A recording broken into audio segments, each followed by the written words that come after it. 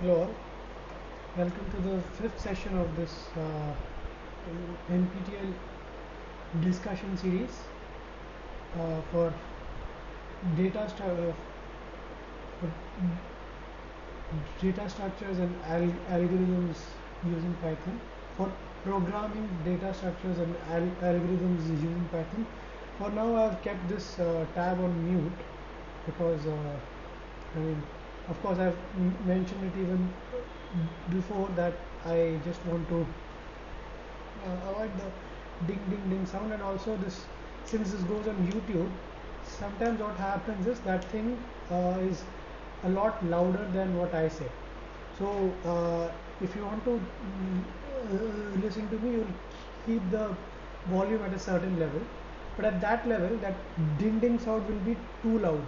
So I mean, for the viewers that may actually hurt their ears while they are watching the video, so just because of that, yeah. But I'll open, so when the platform is open for discussions and all, I'll just unmute this website. Okay, so now even if you're saying something, even I'll not be able to hear. So without any further delay, let's go right away to the right. I hope, okay. uh,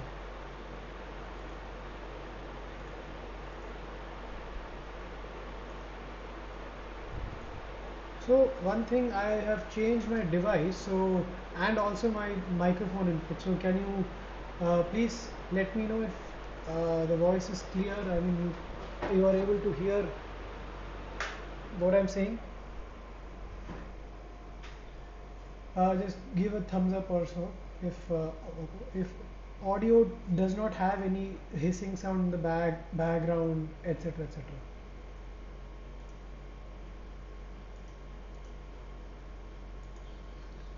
All right, good. Let's start with the session. Right. So welcome to the fifth live session on this course. I hope you all have been watching the videos, practicing questions on your own, and so and solving and submitting the assignments on time. So let's get a quick recap of this week, of week 5, whatever was done. So exception handling. So exception handling is one thing we can use even if your problem may have errors. Instead of terminating the code right there, you can use a thing called try, and it will try that code. If that snippet or that part of code does not have any errors, it will just read it and go to the next bunch of codes, or sorry, the next bunch of lines. If it has an error, we have something except. So if you're not sure, we'll specify the error. Okay, so except num error, value error, all those things. If you know that this might happen, if you don't know, then you have that except, like that last line. If you don't know which error, that except. So there, when you don't specify any error, it will try to automatically identify which one you mean, and I mean that's the last resort. And if you don't get to the except, if the try runs successfully, even here you can write something called else. Else we solve with if, and we also solve with while loop or for loop. I mean, when it terminates in between, else will not run. If the loop completes, else will run. So if the try part of this exception handling, if it runs, then you come to else, and even the else code will be executed, whatever is under else. Okay. Then we saw standard input output, like how we can take user input and how we can output that, and how we can format them, etc., etc. And then file handling, it's a big thing. So many of you would want to be software engineers, so to keep moving stuff from Python to outside and other notepad, Excel, or whatever platform you might need, for that you need to know this well, file handling and what all this, I mean, so there are a lot of different commands here, many I mean that for that you have this that you can search on net, because uh, I mean file handling commands to add, to append, to remove, and how to open a file, etc., etc. Same with string functions and all. So there is a plethora of examples for this. So this some of you might find it slightly boring, but it's part of the course. So and then we in the end there were miscellaneous functions called pass. So when you uh, don't want to complete something, you just write pass, so ignore that that thing is not completed. So it might be a definition of a function, or maybe a loop, and then you can use del to remove, I mean to delete values. And then also there is none, so you can initialize variables with none. And then if in the flow that specific variable gets some value assigned, then you can see that if it is still none or if it is not none, and based on that, so you're just seeing that if that spot has been filled. So if the variable is called x, so you can use that to see if x already exists in the code or it doesn't. Okay. So but since file handling is sort of boring, I mean most of you may not like it that much, we'll not do much of that. We'll try to do some uh, numerical, we'll try to write some functions where your logic will be tested, logic, syntax, and all those things. Okay, so you'll know what I mean when we proceed. So it's time to solve problems as usual. So yeah, this is where we ended the last class. Okay, so I told you to write a Python function where we could read a list of integers. So it's a list of integers, so there will be repetitions. So you have to identify which ones are repeated the maximum. So which one has minimum and maximum occurrence. So we have to calculate frequency of each number. Okay, and then finally find out which one is the lowest and which one is the highest. So as you can see in the first example, I have a bunch of numbers 13, 12 till 13, 14, 12. So here we can see that 7 and 8 are there only once. Okay, that is a 7 and 8. So yeah, here in minimum occurrence, two numbers can be there. If both are there only once, then I'll have to mention both, because both take the lowest spot. Okay, and 13 is there 4 times, so that is a 13. The rest of the numbers are either twice or thrice. And if you come to the next example, only 8, 11, 12, 13, 14 are there, but none of them have unique frequency. So 8, 11, and 12 are there twice, and twice each, and 13 and 14 are there thrice, right? So we can do that. So I solved it in the class using lists, explicitly using lists. Okay, so that was quite lengthy, and I'm not sure. Some of you may have used lists, some of you may have used dictionaries. So this time we want to use dictionaries to solve it, because see, dictionaries is one thing which makes Python stand out. It differentiates Python from other programming languages. So yeah, so just for your reference, I will show the uh, previous. So wait, someone has.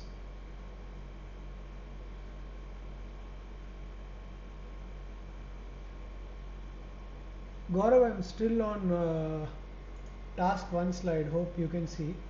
And okay, so someone was raising their hands. Okay, cool. So I'm sure most of you would have done this last time. So there are some new joinees. I'll just go through the code I wrote in 2 minutes last time with lists. Okay, then your task is to do it with dictionaries, and trust me, it will be a lot shorter. So I'll just so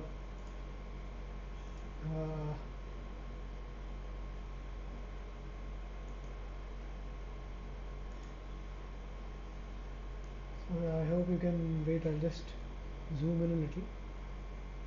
So this is, sorry for the old codes. Yeah. Yeah, so I had named this, since this was calculating the number of occurrences, I called the function occur, and then L is a list of integers. Okay, so L is a list of integers, and like I said that using for, you can either traverse through the indices or traverse through the list itself. So traversing through indices will be, I'm going from 0, 1, 2, 3 to the to its length, to length minus 1, sorry. Traversing through the list itself would mean, so if my list is 4, 5, 4, 8, 3, 1, like that. So I would be 4 first, then it would be 5, like that, instead of 0, 1, 2, 3, 4. So like that. Okay. So here, yeah, I had created one uh, empty list called unique. So unique, it just takes out the numbers, all the numbers that are there in the list, unique numbers. So if I have four times in my list, it will write 4 only once here. So only the numbers, not the so it will ignore all the repetitions, and it will do that. So I've used append here. So this thing, if this thing is not already in unique, then only it will append. If it is there already, if I not in, then it will append. If it is there, it will not append. Okay, so if a number it's repeating, it will not add it to the list. So then this is to count the frequencies of each number in unique. Okay, uh, so L dot count. Okay, so I'm counting in the list, and I'm taking the numbers from unique. So I have 1, 2, 3, 4 as the numbers, and in the list I have 1 4 times, 2 1 time, 3 3 times, like that. So I'll count that way, that how much each number is, how many times each number is coming, and that will be saved in F, right?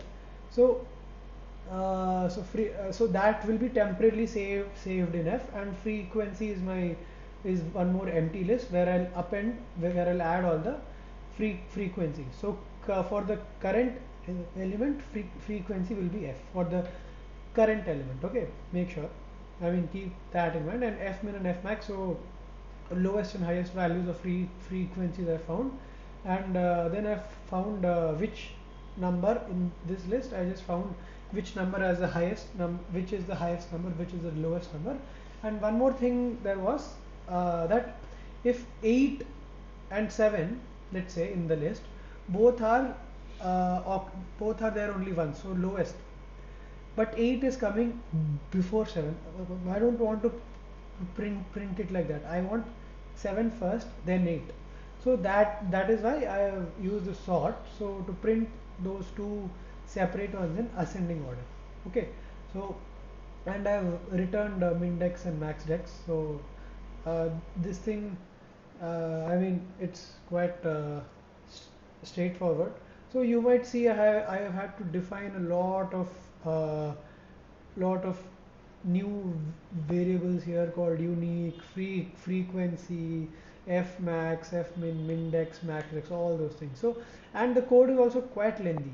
You might see the question was actually straightforward and short, but the code is quite lengthy. So examples are here. So all this is from the last class, keep that in mind. So I have this big list with 13, 12, 11, 13, 14, 13, 8, 11, 13, 14, 12, 14, 14 and 8. So 8, 11 and 12 are there twice, right? So I mean, it's the same thing from whatever I showed in the uh, on my presentation. Okay, yeah. And one more thing, I've run this code on 1 2 3 4. All right, so here, depending on how I write this chunk of the code, I'll get either, so since 1 is both the minimum and maximum frequency, it can either occupy mindex or maxdex. I mean, it can either, so 1 2 3 4 can either occupy the minimum or the maximum. So that depends on what I define first. Okay, so here in this for loop, in the last for loop, I have defined if frequency is maximum, then I'll append this to the max text. Else, or I mean else if it is equal to minimum, I can't use else here because there can also be intermediate frequency. So one number is there once, one number is there 4 times, there can be some number which is there twice or thrice, so we don't want to care for that. Okay, that's why I'm using elif, and if it is fmin, it will append. So since if was satisfied with f max, it will not even go here. But if I change the sequence of these, then I can see. So then what happens? So I change. I put f min here and f max here. Max text, min text. So I run this. Oh yeah. So when you run it first time, it will take a while. Okay. Same thing is with most of the programming software. Even MATLAB, you have a very long code. You run that first time, and then it will take a lot of time. But when you run it again, it will not take much time. So I run this. So now mindex has been occupied by this, and maxtext is empty. All right. So that was it. I hope it was. Uh, I hope you could understand this.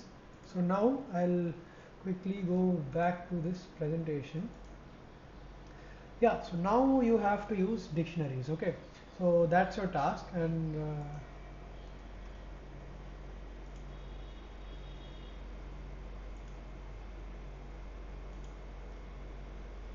you have 12 minutes to do so. So before that, before we start, if you guys have any doubts related to what you have to do, you can please ask. If you have no doubts, then it's great. Then you can just start writing the code. It should not actually take you more than 6-7 minutes, because no, but so some of you may be new to dictionaries, some of you may not be new to dictionaries. So dictionary is just in Python. So if you have done some other programming language, your logic might be strong, but you would still be new to the concept of keys, dictionaries, etc., etc. So I guess no doubts. So I will start the timer then. So can you explain more about assignment 5? See, if you have any doubts related to the weekly assignments, then it's better to use the forum. I think I have already shown once or twice on how to use the forum, and this class is not exactly to discuss the weekly assignments, and it was quite descriptive, the weekly assignment. So you just, if you have, most people weren't able to crack it. So see, the deadline for the weekly assignment is tomorrow night, so I can't discuss it now, but if you still have the doubt, I'll take it up next week and give you hints. Yeah, and please don't accidentally start sharing your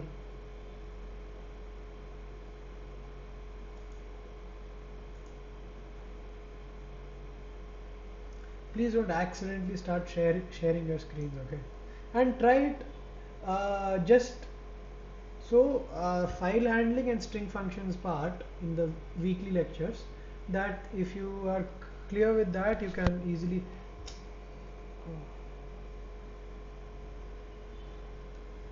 wait, let me just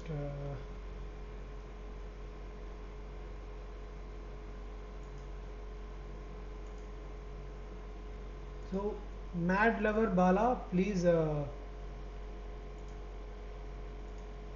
please don't randomly try to share your screen. If you do it next time, I'll just kick you out. Okay, so uh,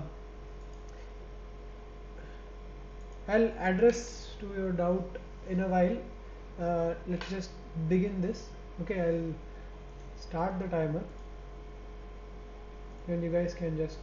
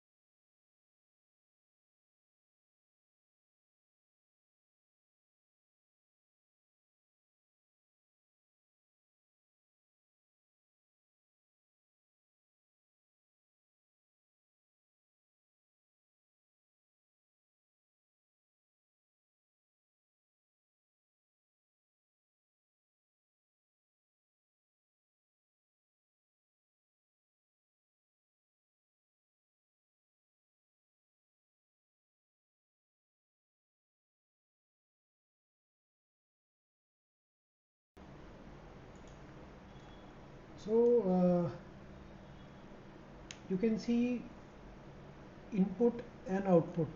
Okay, so I don't want frequencies one by one. Someone has posted the answer, and yeah, input is what you see on the left, and output is what you see on the right. So I don't want how many times they are. They can be there once, twice, 5 times. So that is not Uh, yeah, but Venkatalakshmi, yes, you whatever you have done, a slight modification may give you this. So you just have to merge it a little, and you will have the answer. Oh,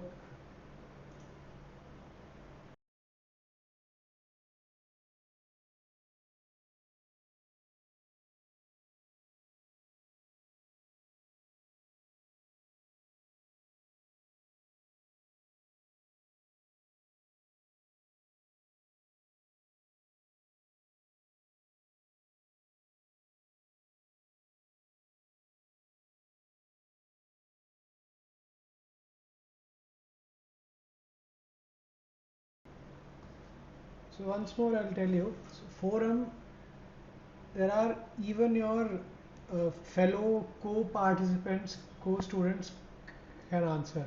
So you will get more points of view, and even you, if you go through the forum and if you find that people are asking doubts, and if you think you can solve that, if you know the answer, I urge you to reply to the mail. I mean, it's like a mail, right? So you reply to the mail saying, I think, or if you're sure, just reply to it saying that's the answer, right? And if you have your doubt, you post, and someone is bound to reply. Either the actual teaching assistants to the course will reply, or even we can reply. So yeah, I saw the question once, okay, and I didn't see the full question thoroughly, to be honest. That is why I'm not, that is why I don't want to mislead you or misguide you. So if I say something, and I mean, I haven't seen the question myself thoroughly, okay, so I can't give an appropriate answer for you. So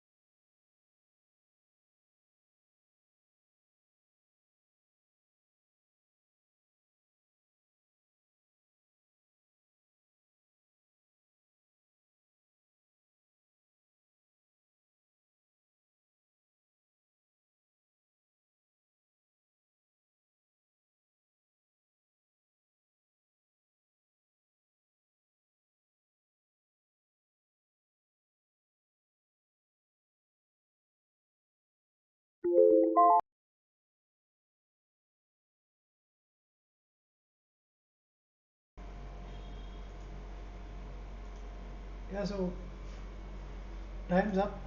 Let's just quickly see what we can do. Okay.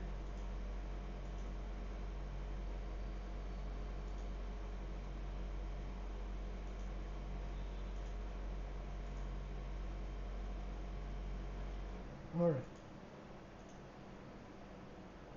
I'll just define this as,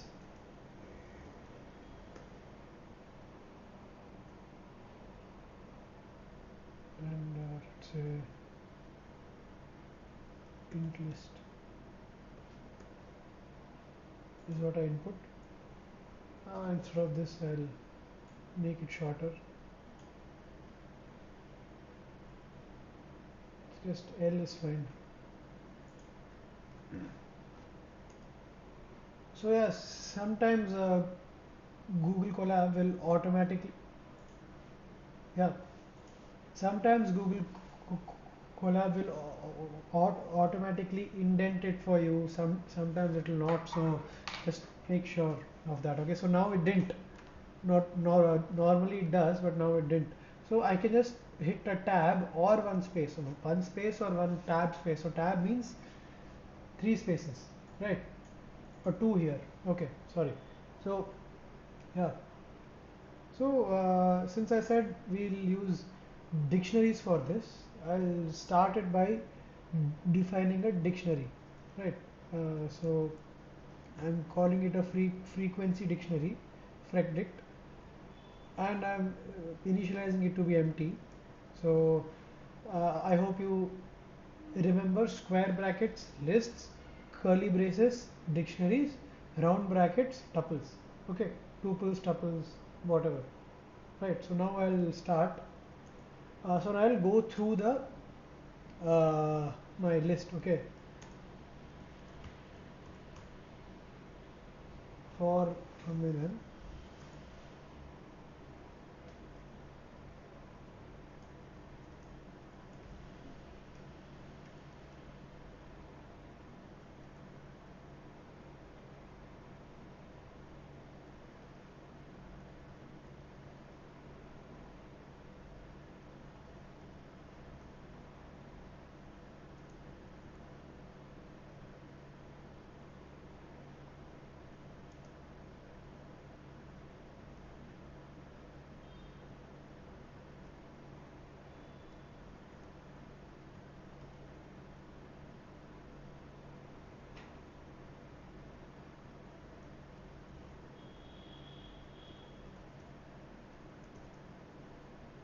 So what have I done here?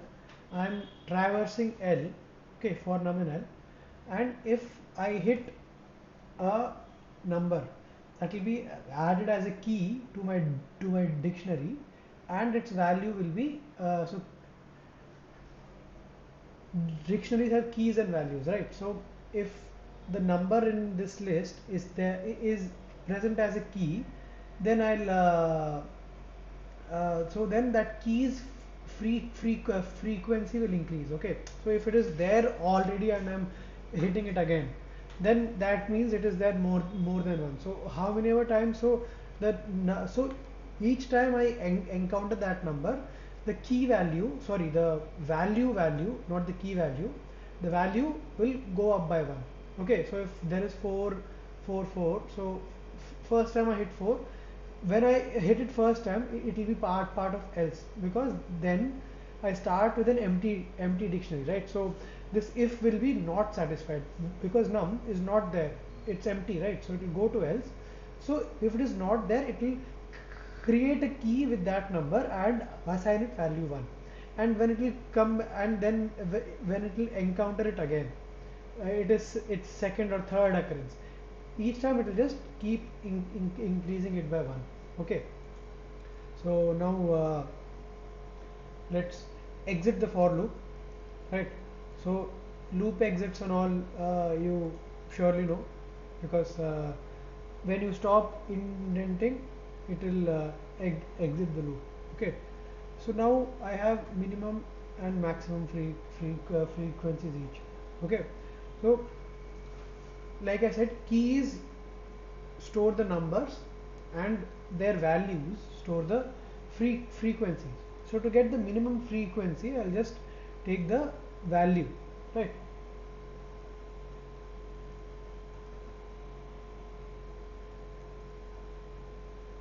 So to call the values, I will use dot values. To call the keys, I will use dot keys.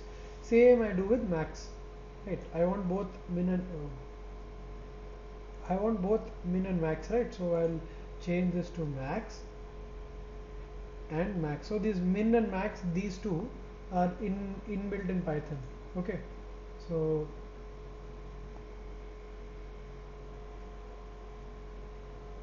so I have one small issue with this. So whenever I'm calling a function, I should define the stuff in round brackets, okay, not curly braces. That is why it showed an error here. Now it's gone. Okay, so just remember that. And now last week we did some list comprehension, and we also did how to call functions and all. So we'll use that. So to find out which number has the minimum frequency, I'll just write number with min is. So now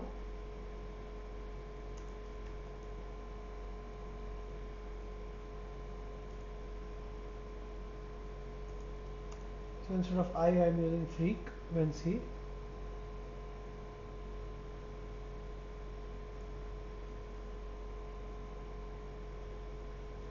So third thing, first was keys, I mean dot keys. Second was dictionary dot values. Third is dictionary dot items. So keys will give me keys, values will give me the values. Items will give me both keys and values. So each key value pair will be a tuple. Okay.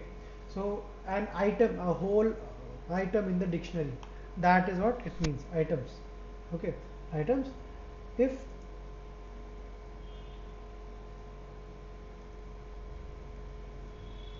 so, this is also quite straightforward. And to get the number with the minimum thing, so I'll try. I mean, I'll number for number frequency in this thing, right? So I'll take that number when the frequency matches the minimum frequency. Okay. So same thing I can write for max. So I'll just copy this,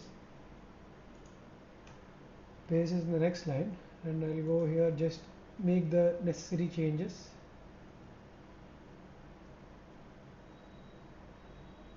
Okay, sorry.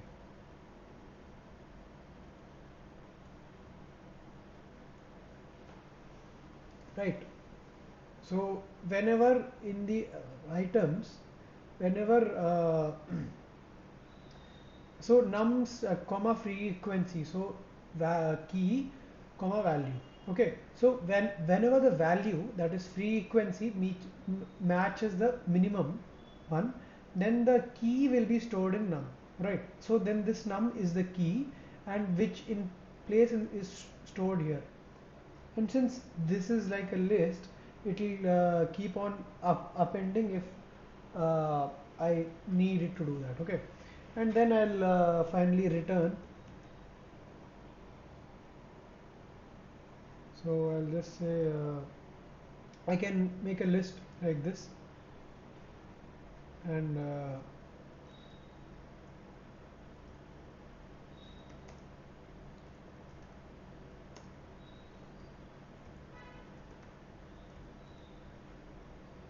okay, so I think it is done. Okay, one error. Yes. Okay.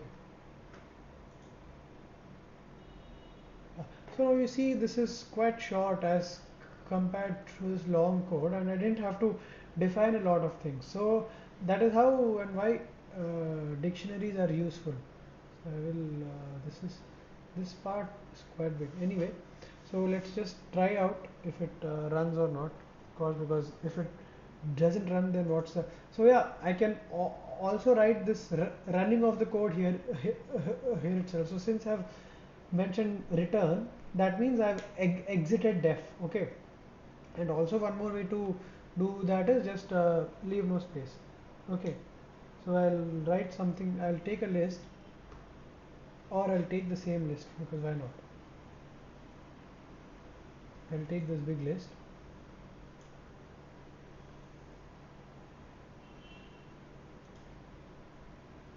So I'll save it as numbers.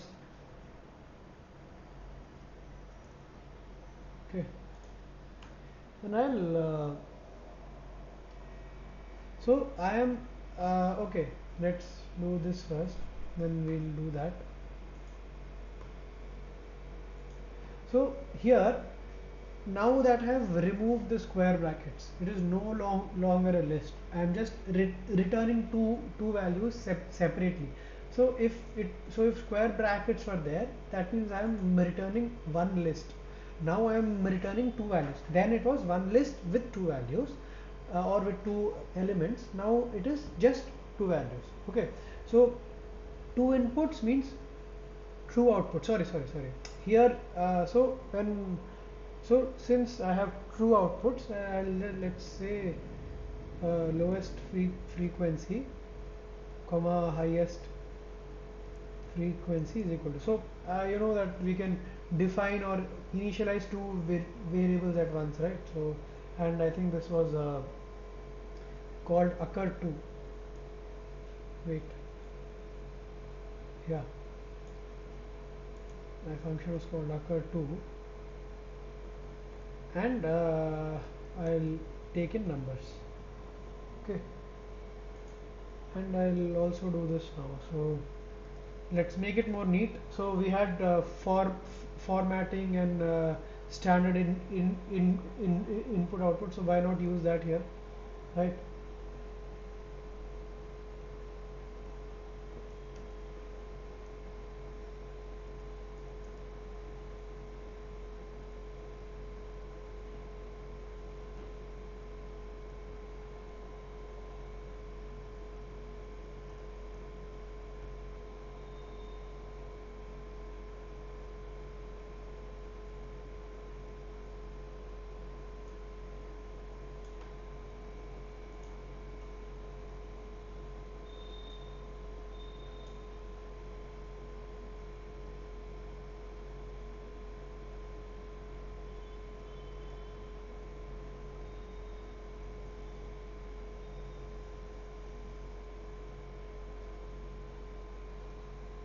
So I'll run this now.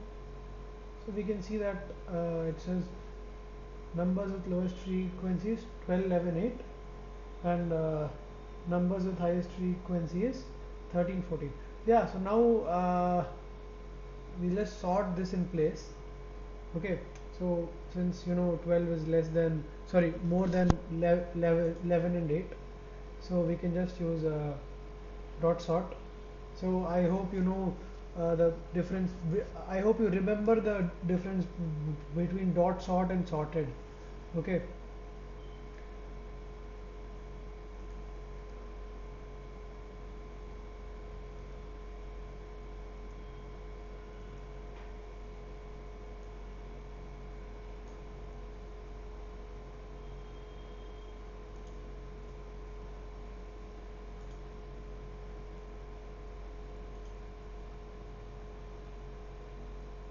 So dot sort sorts it in place, and sorted will give me an output.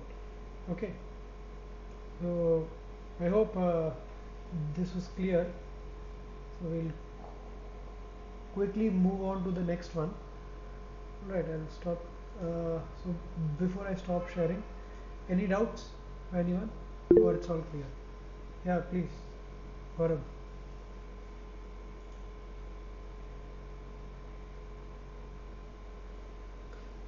So like I said, yeah, you can see here in the code that I am doing. Okay,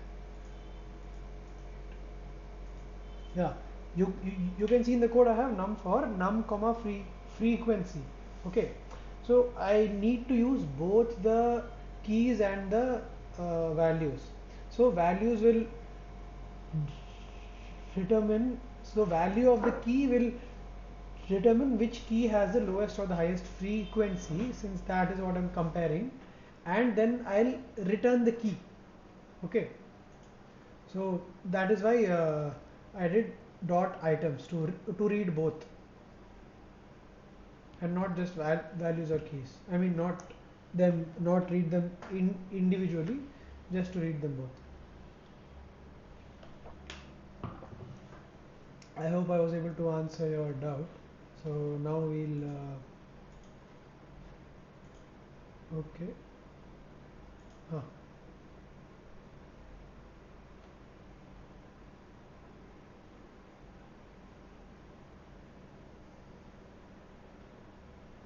Wait, Gaurav, just a minute. Dot items, you're Hey, no, taking the can you repeat your question? You were on mute actually. So yes. So I understand frequency in dict items, you're taking the keys and comparing it with min frequency. Is no, that no, no, correct? no, no, no, no. See, frec. I mean this thing. So I have num and frec. Okay, I'll just call it frecs, and dict. Sorry, frec dict is the dictionary, where keys are the numbers, and frec are their frequencies. So this num comma frec. So num is the key, which I'll return as num, right? Because num is what I'm uh, returning here, or num is what I'm assigning here. So num comma frec. So key item, sorry, key value in this item, in each item. Okay, so this thing is a tuple with okay. So uh, I was So you're going. returning num, which are the keys, and then for num comma frequency in items. So num is the key, frequency is okay. So in how I understood free how in one free line you're using it. Yeah, so free frequency is the value, and num is the key. So Key, and you're returning num for num. So num is returning in num yes, return. yes. So it's a pair, right? Actually it's a tuple. Okay, this items give me a tr- will give me a bunch of tuples with keys, comma, values. Keys, I mean key 1, comma, value 1, or value 1 to 3. I mean how many ever it's there are there in the keys.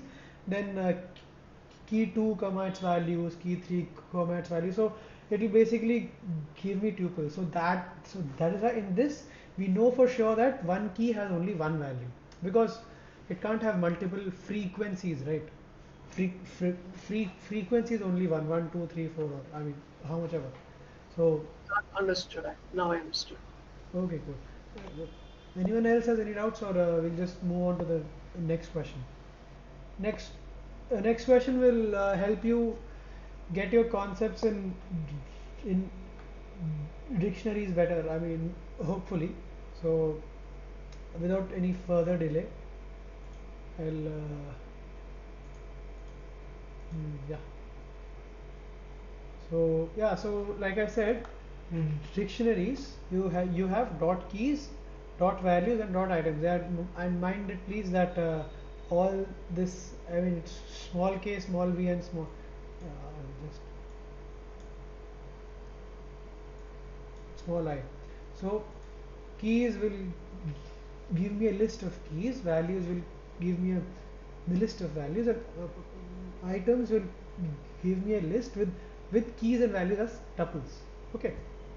So yeah, and then you have a second task, which is split into two parts. Okay. Yeah, it is split into two parts. So okay, just give me a minute. I have to. Okay, mic is on. Fine. Yeah. So I have two dictionaries. Okay. So I have keys and their respective values.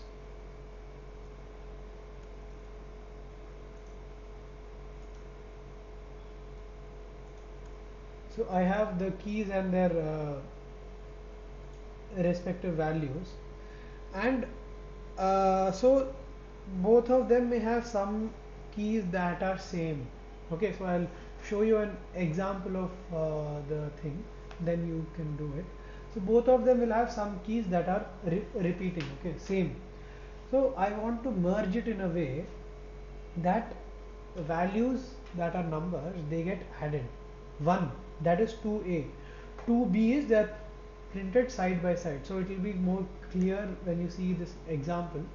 So I have first a b c are the keys, b c d are the keys, 10 9 8. So a has a value 10, b has a value 9, not has a value. The key b has a value, the key c has a value 8, like that. 3 4 5 is also there. So first one I'll do merge and add. So I'll so the name is, okay, fine, anyway, merge dict add. Okay, that's what I meant, but let's change it to merge add. Yeah, okay. So first is merge add, where a is 10, so a is not here, right? So a is 10, b has 9 here and 3 here. So I'll add 9 and 3 and store it in b. And c has oh god, so c has 9 and 4, sorry, c has 8 and 4. So 8 plus 4 is 12. And D has 5, and D is not there here, so D5. And for 2B, A is, I want to output them as output the values as lists. So A is 10 as a list, B is, B was 9 here and 3 here, so 9 comma 3, 8 comma 4 and 5. Okay, so I so for the first question for 3A, I'll give you more time, and then for 3B you will have only 5 minutes, because you just have to change that code, right? So I'll this thing is open, yeah, open queue. Yashini, do you have any doubt?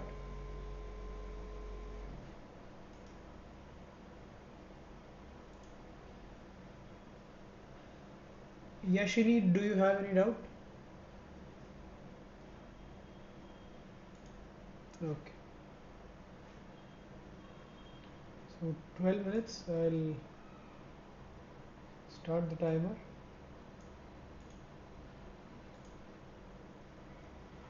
So in the meanwhile, if you have any doubts, you can type it in the chat box.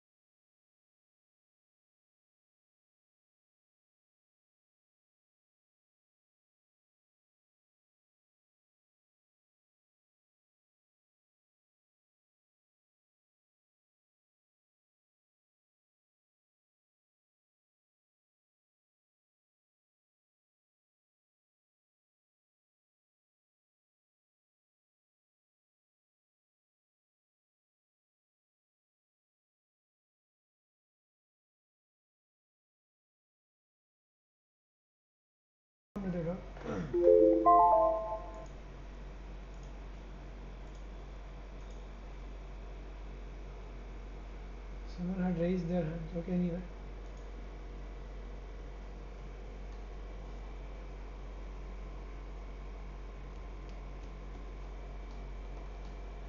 Wait.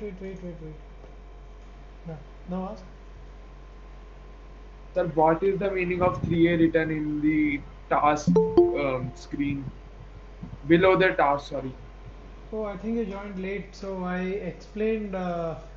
There were two slides. So, oh, did I stop sharing? Yeah. Okay. So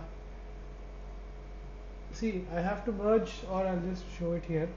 I have two dictionaries as input. It's 2A, right? There is no 3A. I hope there is no 3A. So I have two dictionaries here. Okay. So time's up actually, but I'll just explain the problem again, and I'll then go to its solution. So A, B, C are the keys. B, C, D are the keys.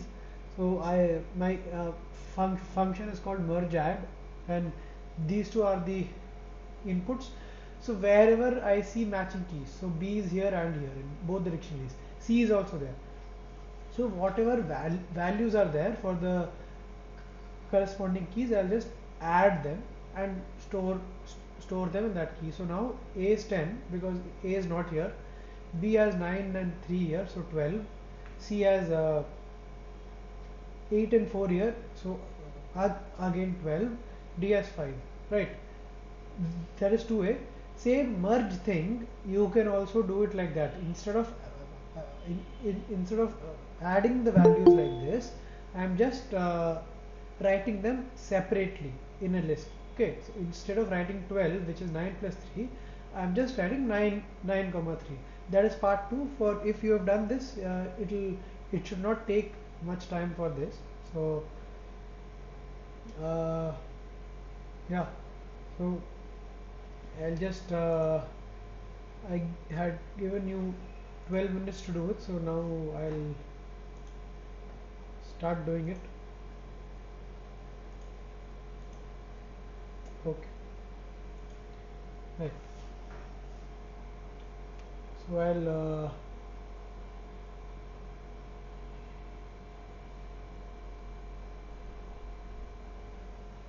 so what was the name? Sorry. Uh,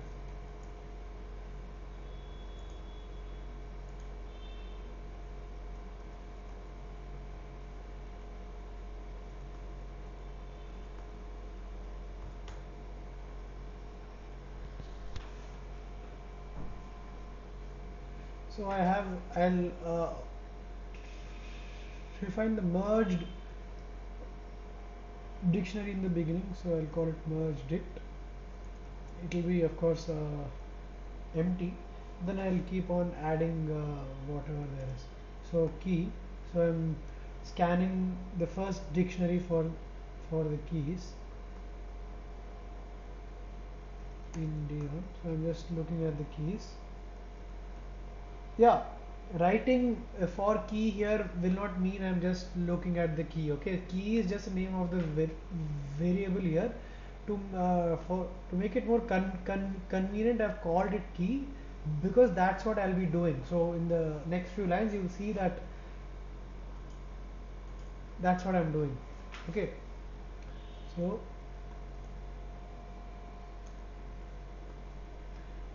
I'm saying if the same key is also present in my second dictionary,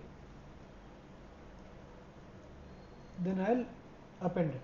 Sorry, I'll not append it. So for the same key, so see, this key does not exist in the merged one.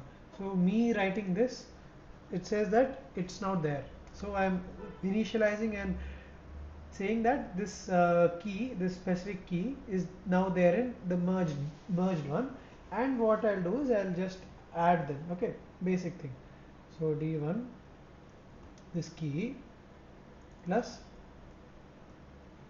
So this is when the key is found in both D1 and D2. Okay. So I'm first checking. So I'm first going through the keys of D1, and if that specific key is also there in D2, I will just add the two values. Okay, and then what if it not there? So I'll just go to else. I'll just add the not add. I'll just include the whatever there is in the merged dictionary. So it's there in only D1. So I'll just write this, and yeah, of course. So since it was not there, it's called merged. Yeah. So now it is part of the merged dictionary. Yeah, and now the question may arise. So okay, now we have scanned D1, and whatever in D1 was there in D2 we have added and also taken care of the rest of the elements in D1. Now what about what remains in D2, right? Because only the ones that are common in D1 have been included in the merge. So for that we'll follow the same steps. Not the same. We don't need to follow the same steps because this the merged ones, the common ones have already been taken care of, right? So so all we have to do is if right, so not in and not in, right, is and not is same way, in and not in. So because the ones which are there already in D1 matching with D2, they have been included. So we only look at those which are not in D1, and we'll append them to the list. To the sorry, I will add them to our dictionary. I'll take this. I'll take that's all. The code is now finished, and now I'll just return.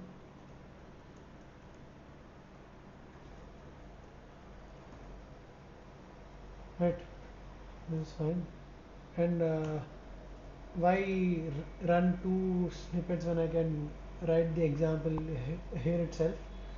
So I'll give an example. Okay, so this return should be within def. It is, right? Yes, it is. It is. So now for an example, I'll just take D1 as so just take the value from the presentation.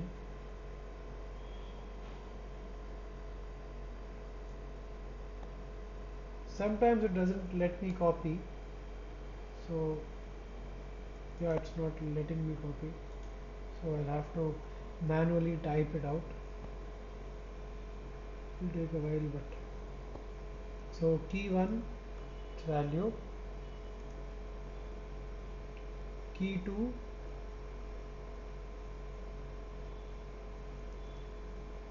sorry, so keys and values are separated by colons. Okay, you know that already. And then key 3 its value, right. Then also define D2.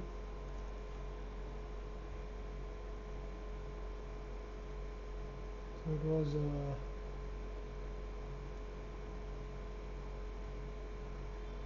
how much was this? 3 4 5 3.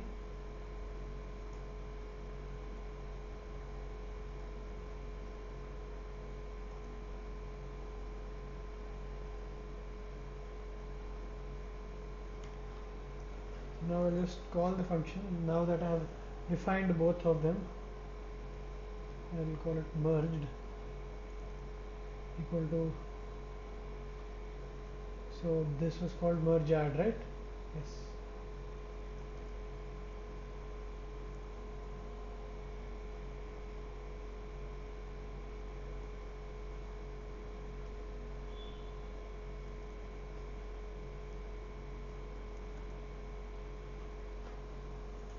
Let's try running it.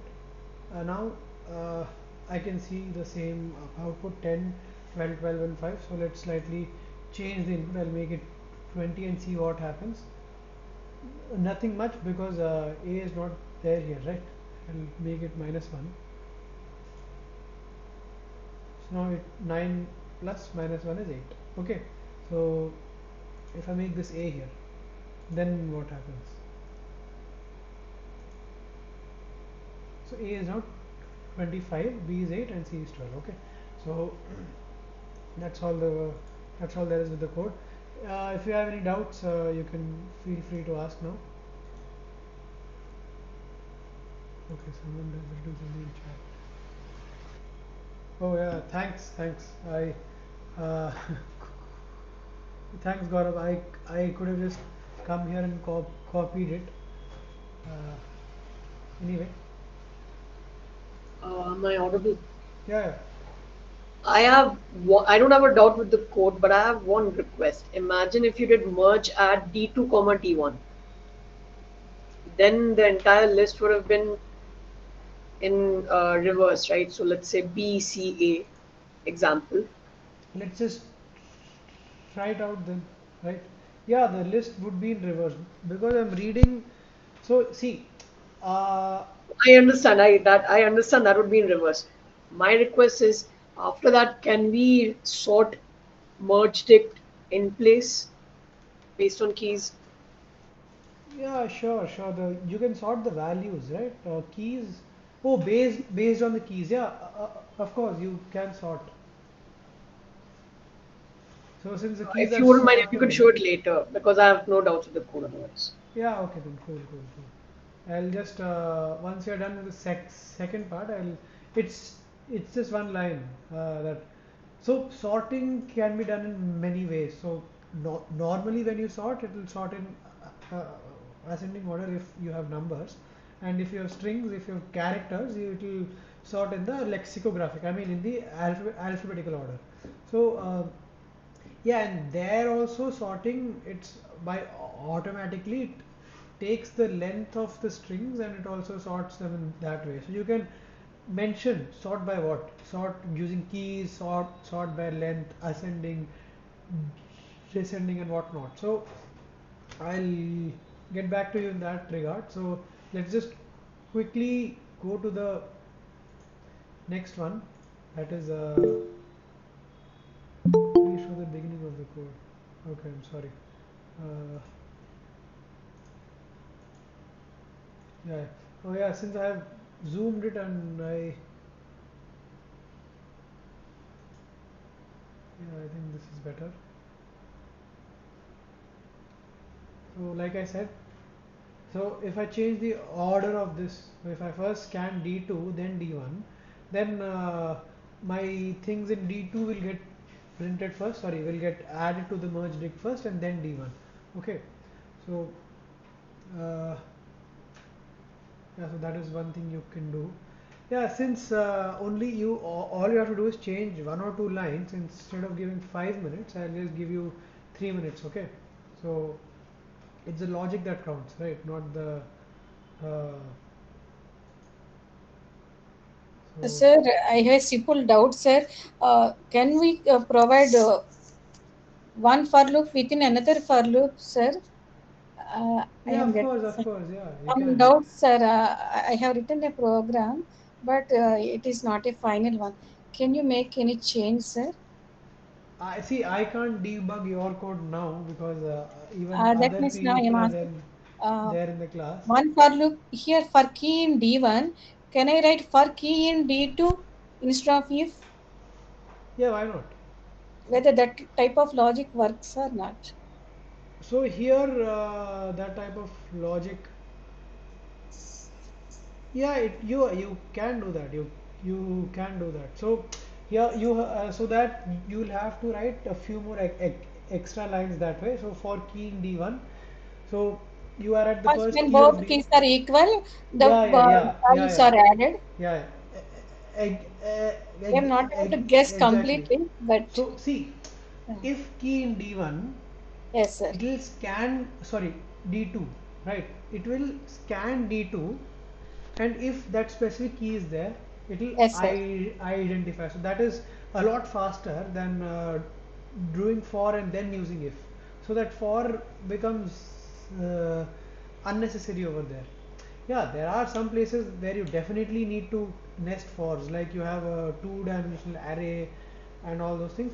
Here you don't need two fors. I mean, you can try, you can you can definitely try, but this if itself, this if I think for this data it will work, sir. Only the keys are different at different portions, but all the keys are existing in both the dictionaries. See, in the given data, D1, hmm, D2. correct, correct. Oh, I understand, I understand.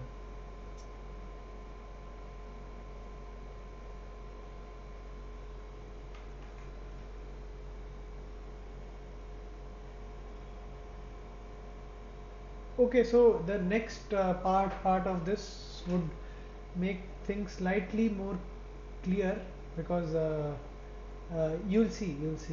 So I'll stop sharing this. I'll go to the presentation again. So instead of 5 minutes, you'll have only 3 minutes.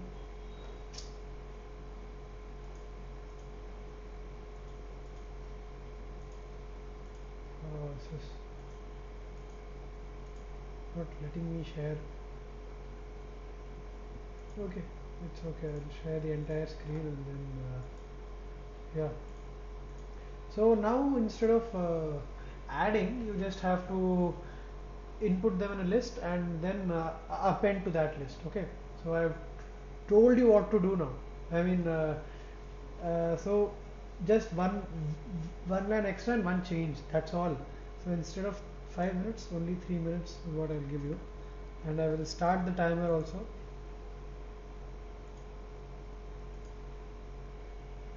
And you guys start.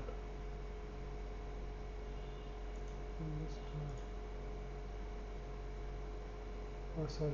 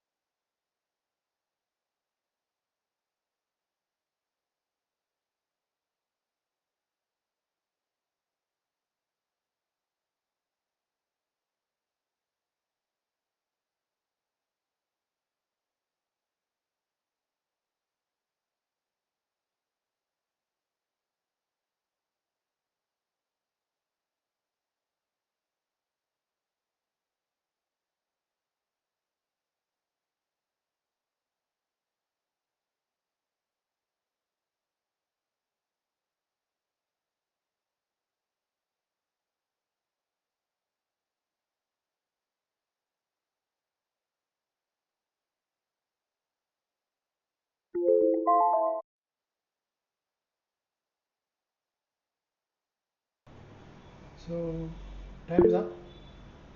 What is the meaning?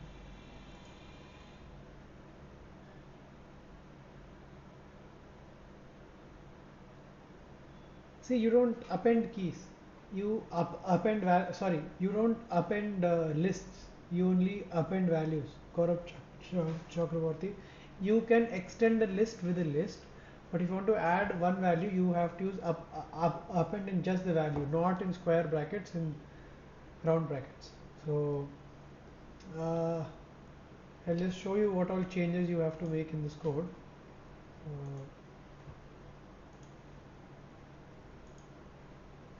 I have the screen is visible. I'll just copy this, right, and I will paste this here. Change the name first. So I think it was called merge dictionary. Right. So not everything else is the same. So I have to. So I'll use items again. Okay.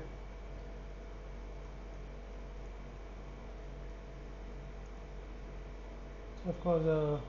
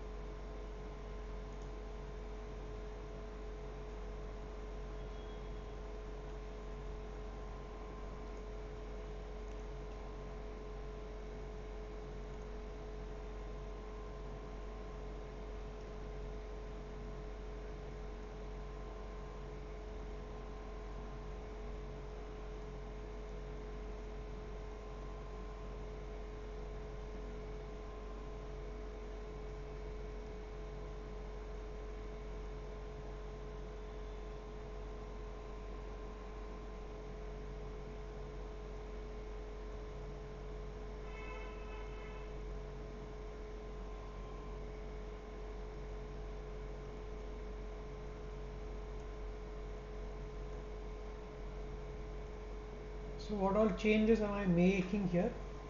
Instead of so there I just my output was just my my output for the value was just some number or was just some integer. Now it is a list.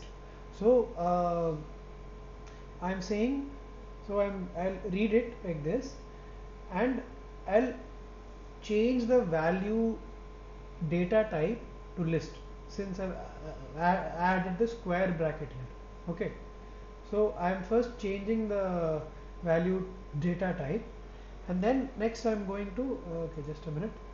Yeah, so the code is now complete.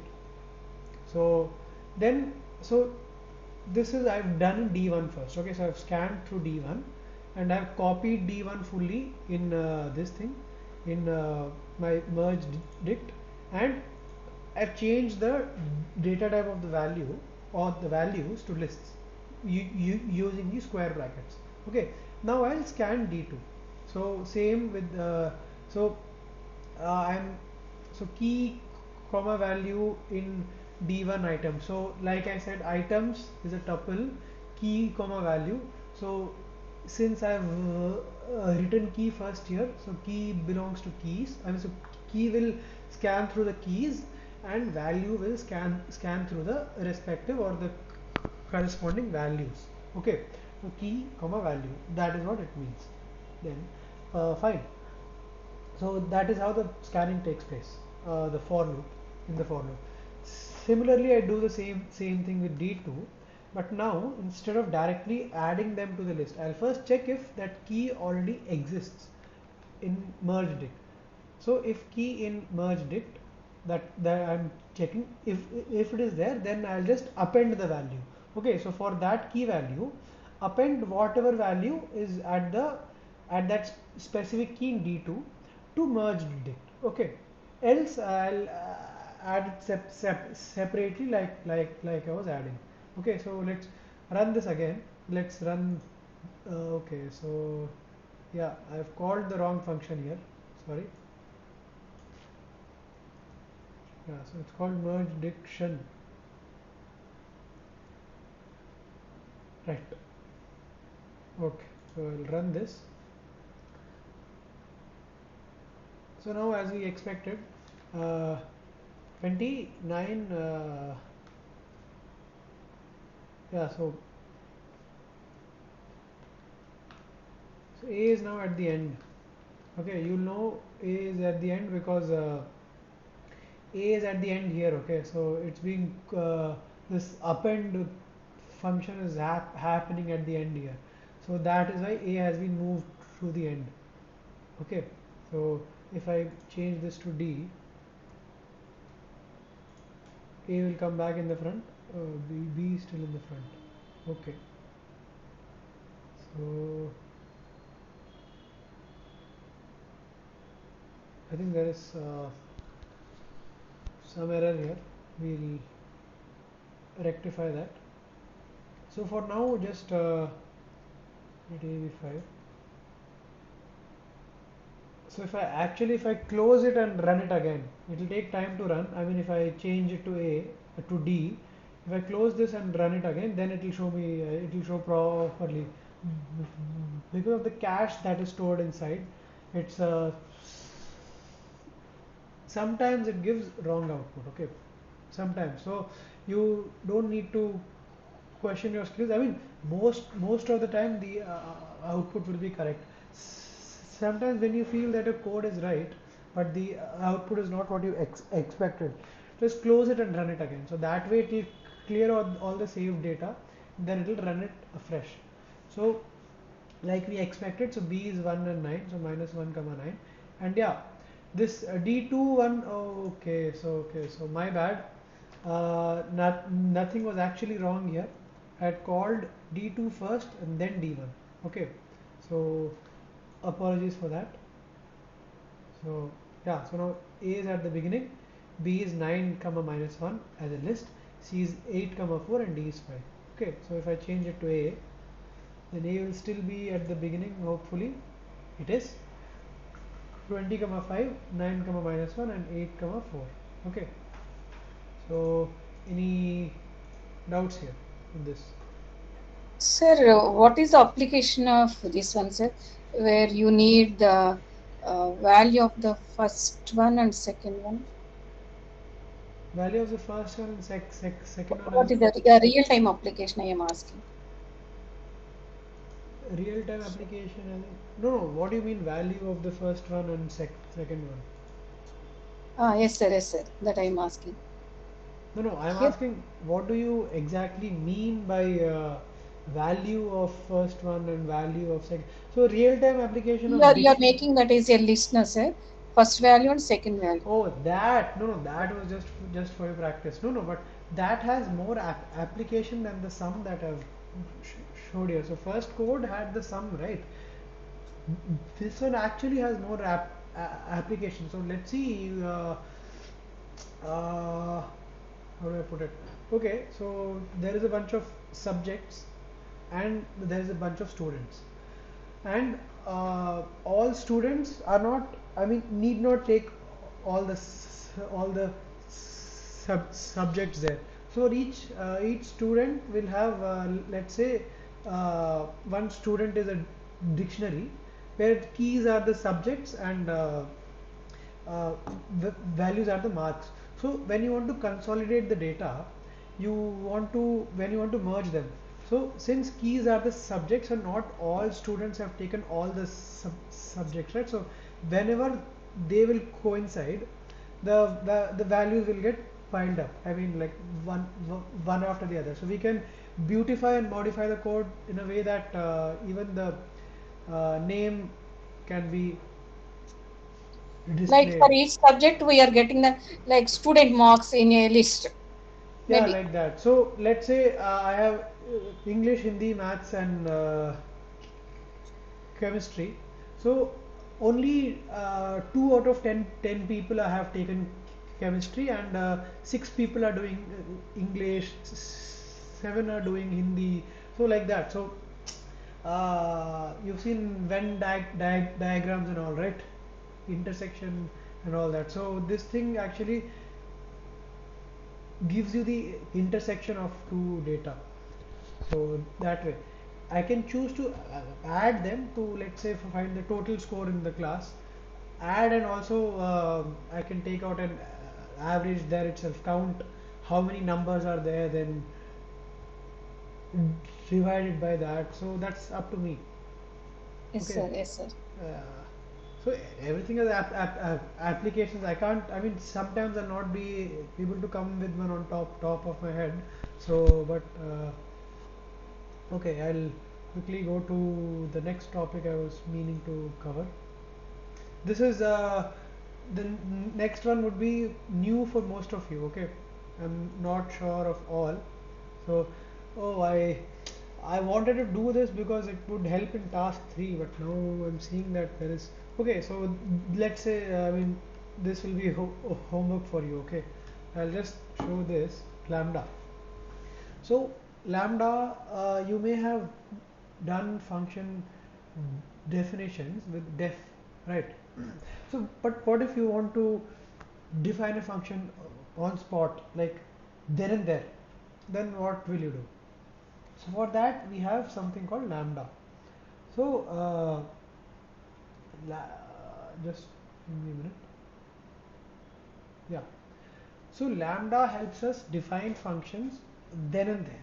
So if my function is not too complex, I can use lambda. So syntax is lambda. I'll write the keyword lambda, then argument. So whatever I have the input. So I can have one input, multiple inputs. It's up to me. And expression. So whatever operation I'm performing on it. So if you see an example, I have so in here you do def and name of the function, right? So name of the function here is cube, and I write this within the code, and I can call it, okay, but I can't call it outside that script. So just keep that in mind. Okay, so that is why it's called inline within that snippet. So example is lambda, the keyword lambda. So cube is the name of the function, equal to keyword lambda. Then I'll use x here. So x is the argument, which is the input, and I'll separate it with the colon. Then x cube, right? Like I told you, this does not exist in Python. This thing, this symbol, exponent symbol. So for this, for power, you use 2 stars. So x cube will be this. So and the output. So now cube has been. So now cube is basically a function which calculates the cube of whatever integer input I give. Okay. So if I give some string input, it will show me value error. Or is is it what it will show? Will it show value error, or is it some other error? Uh, that's a question you have to answer. Okay. So if I do print cube 4, then the output will be, of course, 4 cube, that is 64. So it's also quite useful with list and string operations. So I'll give you a few examples of lambda, because just right. So yeah, so I'll write this. So what did we write there? I wrote cube equals lambda x, and then expression here, right? So x, then I'll do print cube 4. Was it 4? I mean, doesn't matter. Okay, I have one extra star. I'll run it. So it works. 64. Right. Now let's use it with lists. Okay. So let's say I can also sort it. I can also, I'll remove this. I'll have my data. Let's say my data is uh, I have a list with tuples. Okay, so 3. Okay, not tuples. Yeah, it is a tuple, right? Within round brackets separated by a comma. So then I have 3 apple. Then I have 1 banana. One. I'll put one more NA just for fun. Then I have no, sorry. Yeah, 2 comma cherry.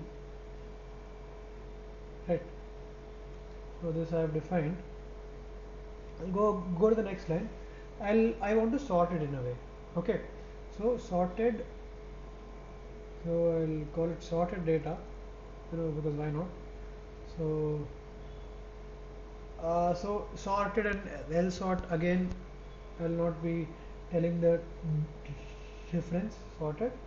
Then key equals lambda.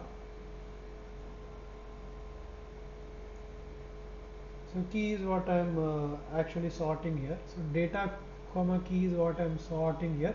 Key. So see, sorted, like I said, I can uh, s- I have multiple parameters here, right?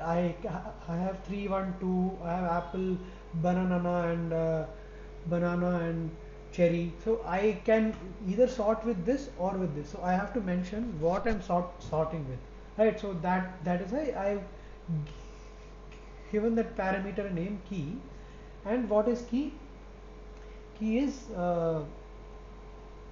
basically, so what is 1? 1 is actually 2, right? Because it's 0, 1. So 1 is the second parameter. So if I do print,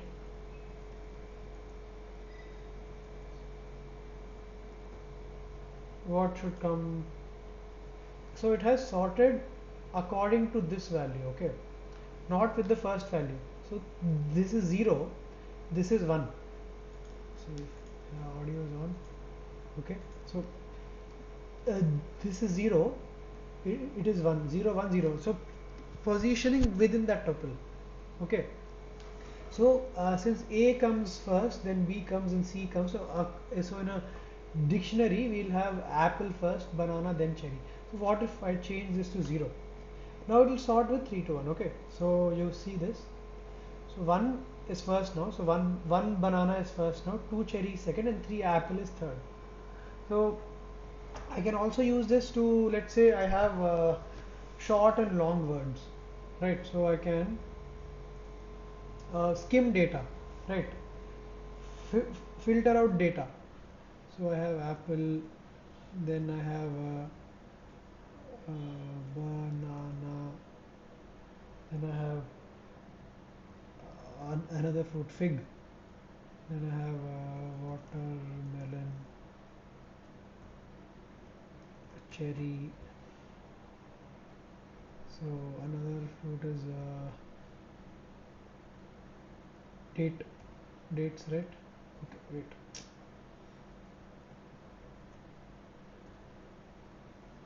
So you have the dates, right? In yeah. So now I can only, so now let's say I want only the words that have number of letters less than 5. So I'll call it short words.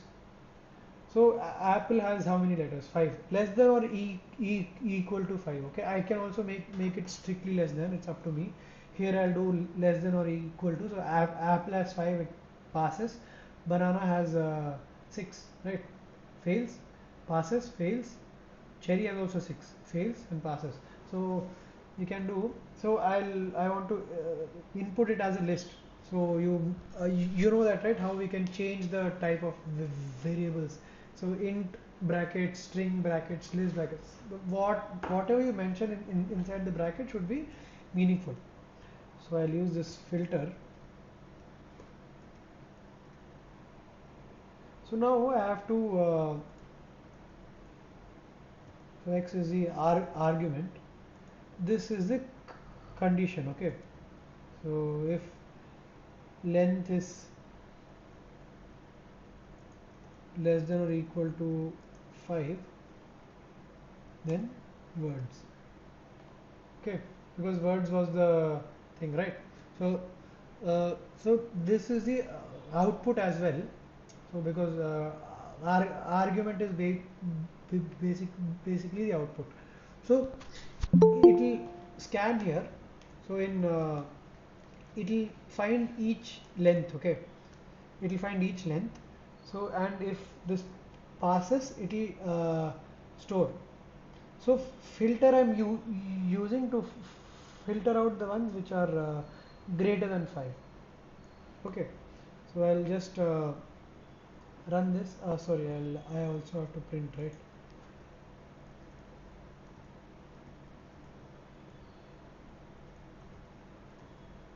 Right. So it's only printing this thing. So yeah, one more thing. Oh no, I think that's all.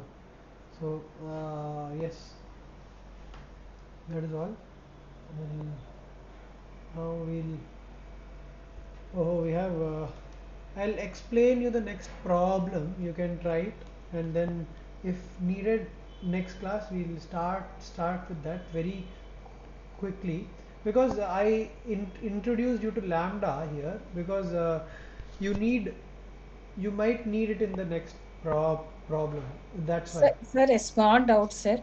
In the data list where the first element is 3 comma apple, can we change the order, sir? First apple and then 3 has to come. Yeah, okay, you can do that. You you With lambda, is it possible, sir? oh, change it like that. Oh, you mean swap? Throughout the Okay, elements. okay, okay, okay. Not just change the input. Yeah, you can sort it in that way. So with lambda, I think so. Lambda is for very simple functions, I think, right? So to do that, you will have to. I think you can, right? You have seen this thing, right? What is it called? Okay. Let's see if we can do it with lambda, right? Do lambda, then x. Okay, so x is wait.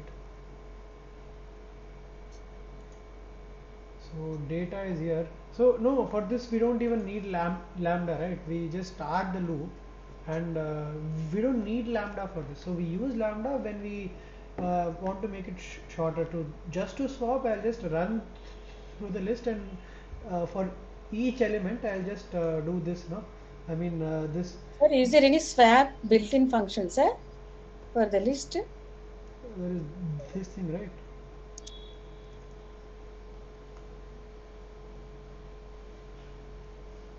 Do you understand what I mean by this line?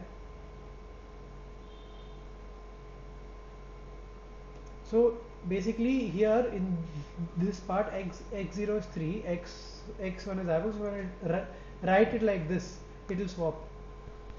It will swap. It was covered in the first few weeks of the lecture. So this swapping technique in Python that we use, it is very convenient, because in Okay. others you have to either introduce a new Yes, sir. variable. Otherwise, it took so much code to exchange them, sir. Yeah, So this is the simplest one. not a lot of code. You can either take one variable, or you have to do something else, some Is mathematical. this supposed to be in lambda? I want to implement on data itself, sir, without creating any new list.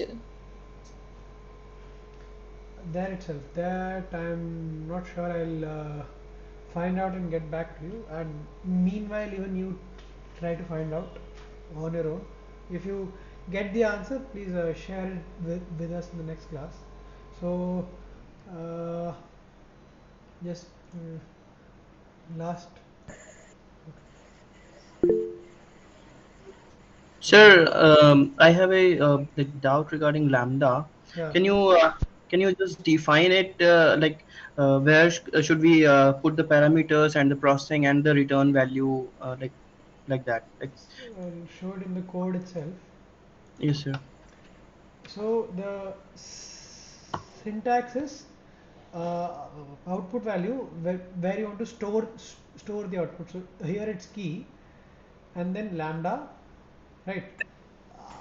Argument that goes in and the what is it called? Argument that goes in and expression will be here. Okay. So so here x is basically 3 comma apple. Sir, So I can see collab screen. what? I am actually seeing at collab screen right now. Yeah, I have presented that only. I know that. I'm Yes, sir. aware of that. So see, x is I'm going through data. So first one is 3 comma apple. Okay. Right. So in this, if x is 3 comma apple, x0 is 3 and x1 is apple. Right? Mm-hmm. Yes or no? Okay. Yes. So yes. So I want only x0. So key is that I'm this sorted function is what I want to sort and with respect to what I want to sort here. Okay.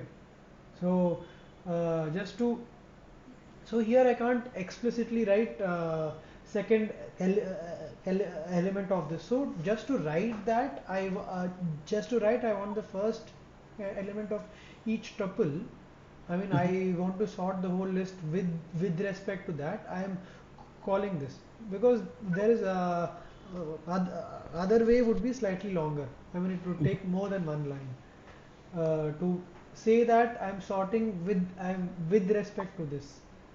So you understood the cube example, right? The cube example. Yes, that I understood. Yeah. So this example is also, I mean, I'm so okay. Sorry. So better way to express that would be.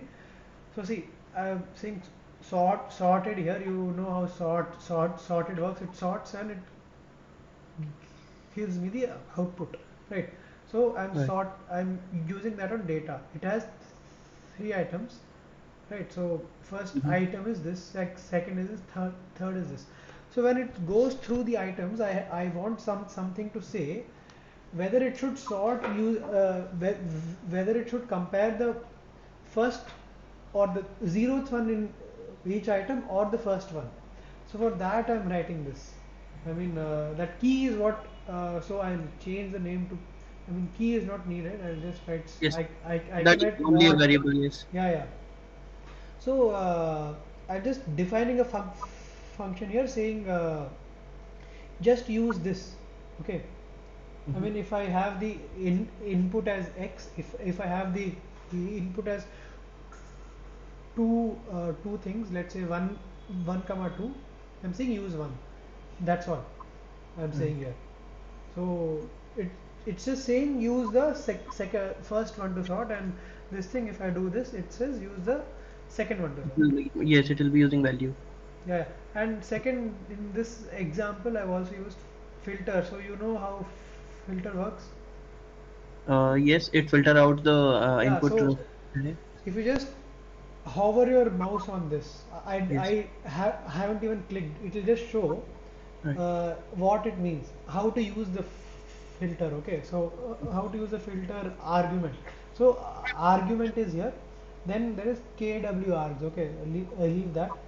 Mm-hmm. Filter function or none, it's iterable. So return an iterator yielding those items. So whichever passes my filter will get returned, whichever fails it will not get returned. So that is what I am filtering words here, and this is my condition I've mentioned here.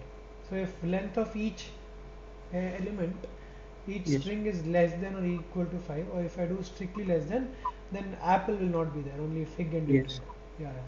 So uh, So so x after lambda, the first x would be the return value, and entire other lines can be the processing lines, right?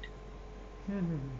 And words has been provided as an input to the lambda. Yes. So third parameter like can be the parameter input parameters, and the first x would be okay the return value, right? Thank you, sir. Thank you so Okay. much.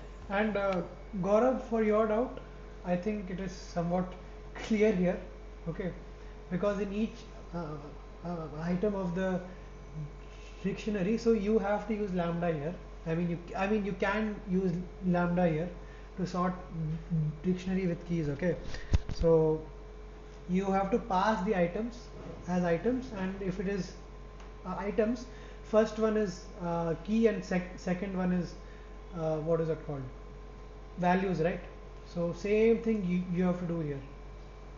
So you have to pass items here instead of date. I hope I gave you a hint. Okay, I'll not write it here. You have to do it. So just I understood. I'll figure it out. yeah. Use lambda is what I'm saying. Okay. Oh, I had a very interesting question after this, but I think that is for the next class. Okay, so we'll meet next week. All right.